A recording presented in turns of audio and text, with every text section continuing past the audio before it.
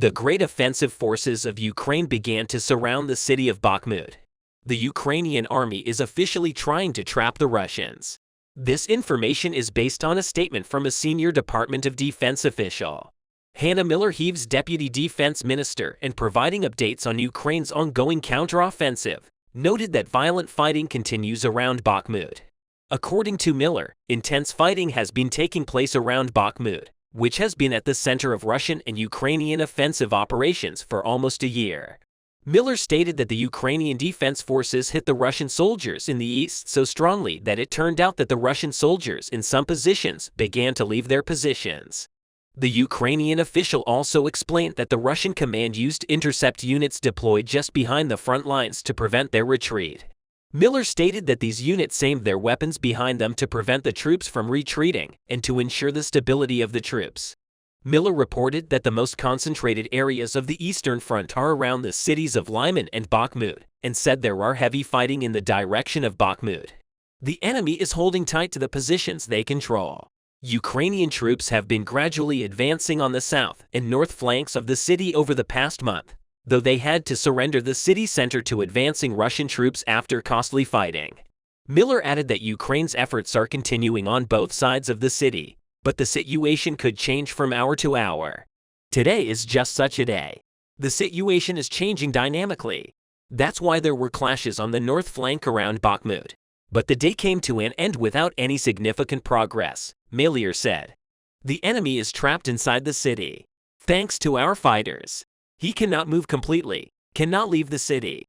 Ukrainian counterattack units have officially trapped the Russian forces, using their momentum around Bakhmut, the Ukrainian official said. Thus, the Ukrainian army actually succeeded in its plan that it had been trying to do for months. The Russians are officially stuck in the city of Bakhmut. Experts also noted that this is the first time the Russian army has been so helpless. The Russian defenses in Bakhmut-Khrushchevka region are about to collapse as the Russian army's precision strikes from Ukraine target ammunition and logistics.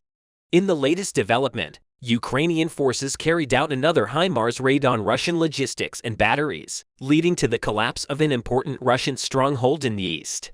The main target of the attack was Makivka, where the Ukrainians successfully destroyed a large warehouse receiving fresh ammunition with new shipments.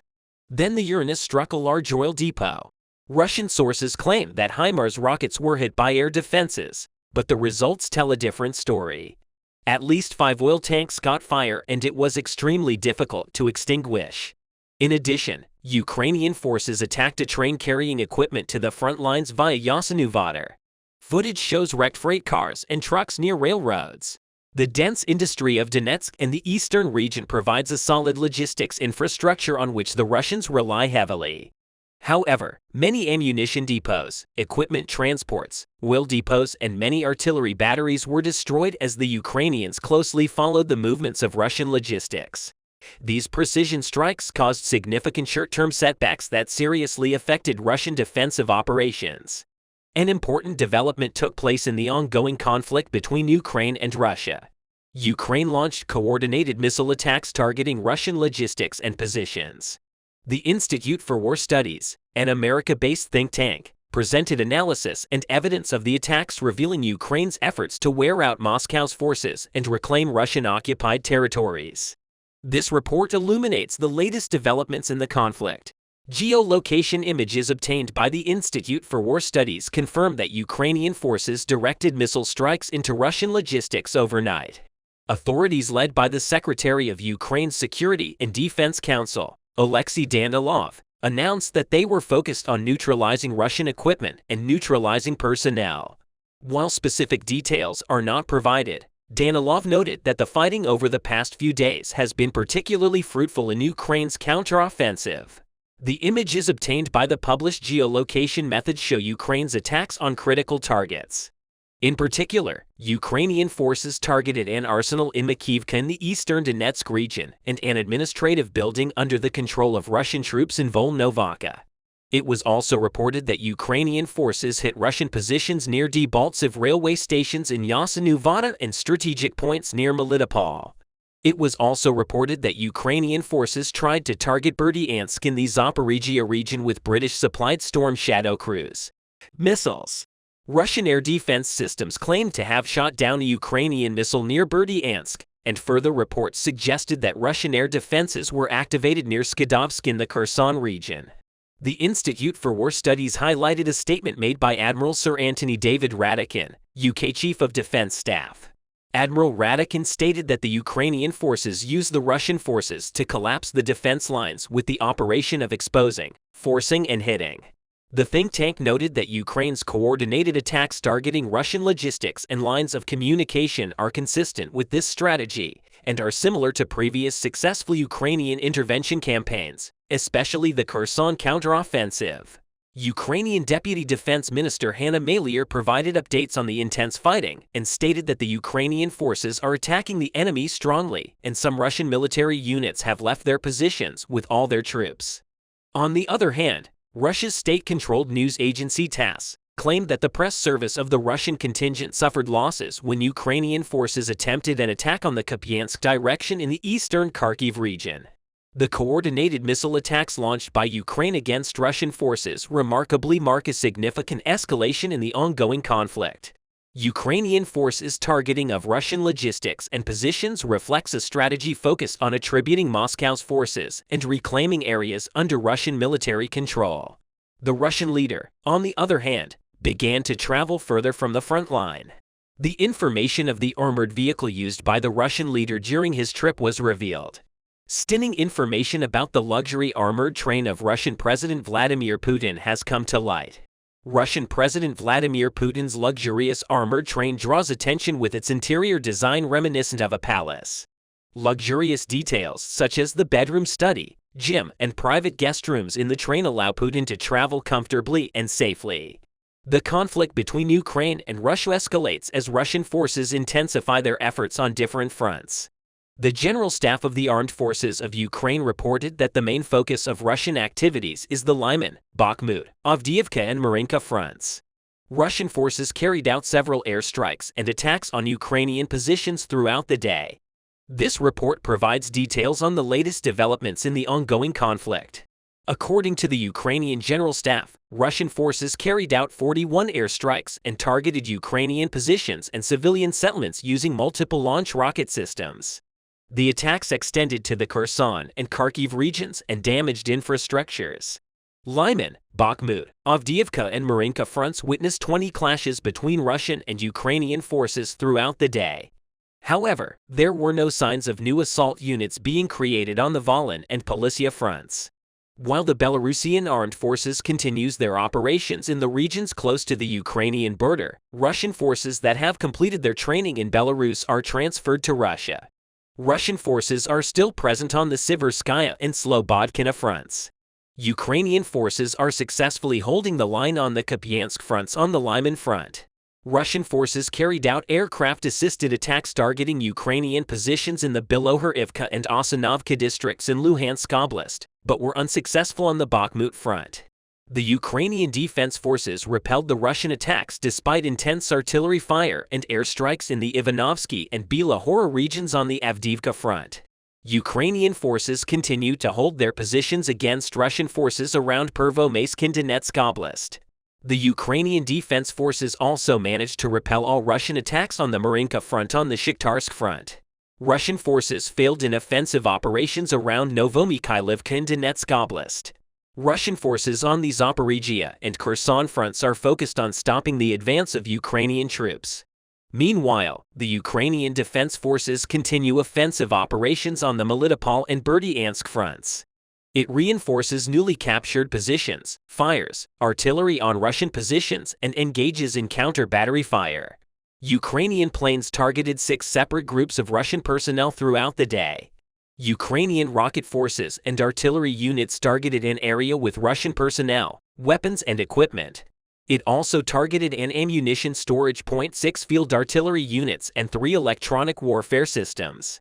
The conflict between Ukraine and Russia is still not under control as Russian forces intensify their efforts on different fronts, while the Ukrainian Defense Forces display a strong defense. The unexpected offensive operations of the Ukrainian armed forces last week took the Russian troops by surprise. Shocked by the counterattacks, the Russian troops are losing their dominance in the region day by day. Let's take a closer look at the hot breaking points in Bakhmut.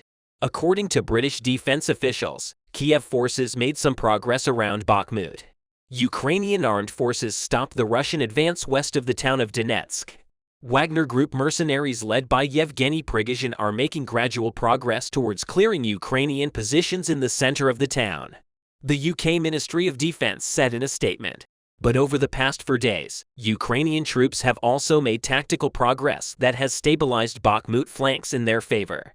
According to the United Defense Ministry, Ukrainian forces advanced south of the town and pushed the Russian front line back to the northwest. As a result of tactical advantage, the Ukrainian forces succeeded in creating a shortage of supplies for the Russian troops in the trenches on the southern flank of Bakhmut. The Kiev troops advanced in the Russian front line, crushing the Russian defenses for several kilometers. In the previous days, the Ukrainian forces advanced along the canal and emptied the positions in front of Alexeivka, putting the Russian soldiers in the forest into operational encirclement. Russian forces waited for the Wagner paramilitary group or airborne troops to launch a rescue operation. For this reason, the Russian forces tried to resist for several days in the forested terrain. The rescue operation for the Russian forces was unsuccessful. Moscow troops tried to counter the attacks of the Kiev forces in the arches of trees in front of Ivanivka. Unable to resist the Ukrainian armed forces, the Russian soldiers tried to escape by evacuating the area. Russian forces even sent a tank to establish control and protect the retreating soldiers. However, this tank was destroyed by the Ukrainian artillery before it reached the clash point. Meanwhile, the problems experienced by the Russian soldiers in the forest were increasing with each passing minute because the Ukrainian artillery had destroyed a few bunkers that kept the ammunition of the Russian forces with their accurate shots. It seems that the Russians here have lost contact with the main Russian forces. The Ukrainian armed forces began offensive operations. Russian troops were unaware that they were completely surrounded. The offensive operations of the Kiev troops achieved the desired result. Although the Russian soldiers tried to resist, they were unsuccessful. Russian troops there received heavy blows and were completely destroyed. One Ukrainian soldier stated that they have completely cleared the forest. Later, Russian sources announced that they lost 2 colonels during the operations. One of the colonels was the commander of the 4th Motorized Brigade. Both were mortally wounded and could not escape, and there is currently no one commanding the Russian brigades. According to the Ukrainian soldiers who served in the assault units, the Russians in the forest land experienced a great shortage of ammunition. Struggling with the shortage of ammunition, the Russian soldiers were able to fire only 10 to 15 times with mortars. Another soldier who served in a different attack unit stated that the fire opened by the Russian artillery on the flanks decreased. The soldier reported that this was due to the fact that many Russian artillery were destroyed in the recent HIMARS attack. The Ukrainian deputy defense minister in Bakhmut announced that they have captured 10 Russian positions around it. When we examine the current situation, we see that the Ukrainians are ready to attack Kazivka. In fact, the artillery bombardment to soften the defense has already begun before attacking here. Recent footage showed how Ukrainian UAV operator detected that 3 Russian trucks were bringing reinforcements to Kaliska. Later, this reinforcement and a small Russian ammunition depot were blown up and destroyed by Ukrainian artillery. In another footage, it was revealed that a UAV operator spotted the second reinforcement at night, and Ukrainian artillery started firing as soon as the troops got off the trucks. Prigozhin, head of the Wagner Group, released a video explaining that the Russian Ministry of Defense lied about stability in the region. According to Yevgeny Prigozhin, the Russian Ministry of Defense tactically focuses on settlements, not important positions. This approach makes no sense, as most settlements in Ukraine are located on the low plains. The Russian Ministry of Defense claims that the Ukrainian forces were unable to take Markivka. However, Ukrainian forces are busy seizing the important hills around the village. Kiev troops continue to advance with successful operations. While Bakhmut is shaken by fierce fighting, Russian troops continue to decline. So how did Russia lose 200,000 soldiers in Ukraine? According to figures released by the Kiev army, more than 200,000 Russian soldiers were purged in the Ukrainian war that began about 15 months ago. The General Staff of the Armed Forces of Ukraine publishes figures on Russian troop and equipment losses as part of its daily update on the war.